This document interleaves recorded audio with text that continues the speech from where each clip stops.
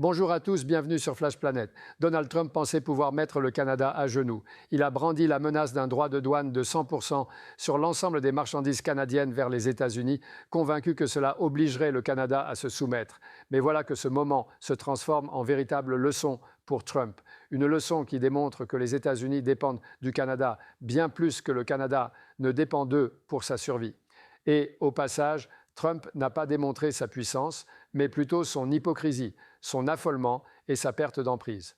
Examinons donc cette menace à 100%, car visiblement, la subtilité diplomatique n'est pas sa spécialité. La dernière menace de Trump est sans appel. Si le Canada poursuit un engagement commercial avec la Chine, il promet qu'un tarif de 100% frappera chaque article canadien traversant la frontière américaine. Il ne s'agit pas d'une application mesurée des normes commerciales, c'est du chantage économique pur et simple. Trump a déguisé un simple allègement tarifaire limité entre le Canada et la Chine en gigantesque pacte commercial, alors qu'il n'en est rien. Et pourquoi cette exagération?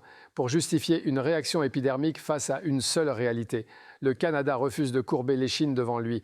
Les spécialistes du commerce sont unanimes sur ce point. Ce n'est pas une réclamation légale, ce n'est pas un différend encadré par des règles, c'est un accès de rage politique.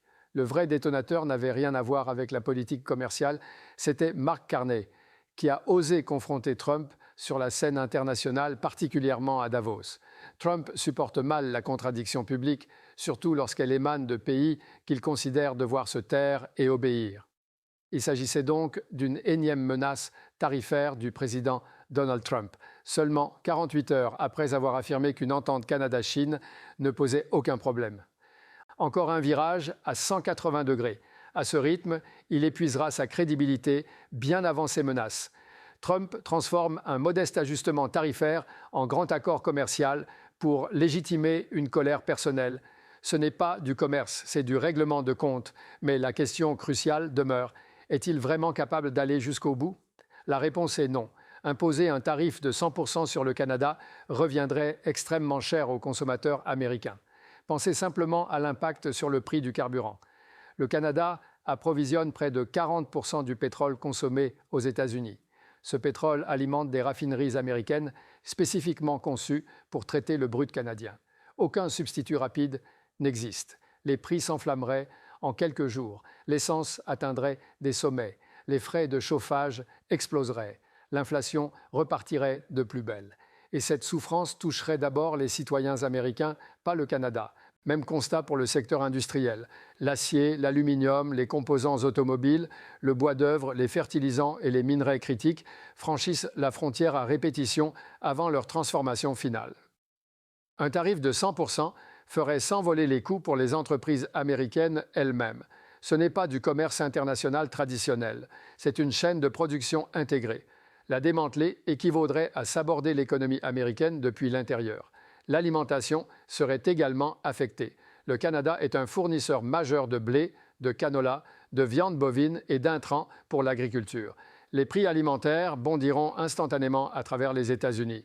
Trump en est parfaitement conscient. C'est justement pourquoi cette menace ne constitue pas une véritable politique économique. C'est du bluff, une stratégie d'intimidation, effrayée en pariant que personne ne fera les comptes, car dès qu'un tarif de 100% serait effectivement mis en place, la contre-attaque ne viendrait pas d'Ottawa. Elle surgirait des pétrolières américaines, des industriels, des agriculteurs, des gouverneurs et surtout des consommateurs américains eux-mêmes. Voilà pourquoi cette menace n'est qu'un coup de poker politique. Trump peut menacer le Canada tant qu'il veut, mais économiquement, il ne peut pas se permettre de concrétiser.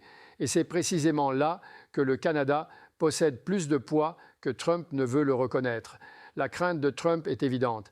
Il redoute que le Canada et le Mexique ne deviennent des portes d'entrée alternatives pendant que les chaînes d'approvisionnement mondiales se réorganisent. Il ne souhaite pas de diversification, il exige la domination. Et le Canada commence justement à récupérer cette autonomie. En démontrant qu'il possède d'autres partenaires, Ottawa a consolidé sa position. C'est pourquoi Trump monte le ton verbalement. Parce que la pression ne fonctionne que si l'autre partie n'a aucune échappatoire. Avec le renouvellement imminent de l'accord nord-américain, le message de Washington devient limpide. Rester enfermé dans le mur tarifaire américain ou assumer les représailles. Il ne s'agit pas d'améliorer les échanges commerciaux. C'est une tentative de forcer la soumission politique. Et l'hypocrisie saute aux yeux.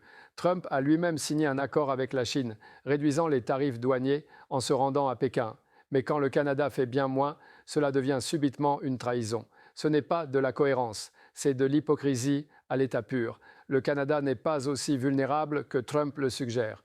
Il fournit l'énergie, il stabilise les approvisionnements, il constitue un partenaire que les États-Unis ne peuvent pas remplacer du jour au lendemain. La menace de Trump ne démontre pas sa domination, elle révèle sa dépendance. Et ce moment nous rappelle une vérité fondamentale. La politique d'intimidation ne réussit que face aux nations fragiles. Le Canada ne l'est pas. Si vous souhaitez une analyse limpide, rigoureuse et compréhensible des grands enjeux géopolitiques mondiaux, abonnez-vous à Flash Planet. Aimez cette vidéo, partagez-la et restez avec nous. Cette histoire est loin d'avoir dit son dernier mot.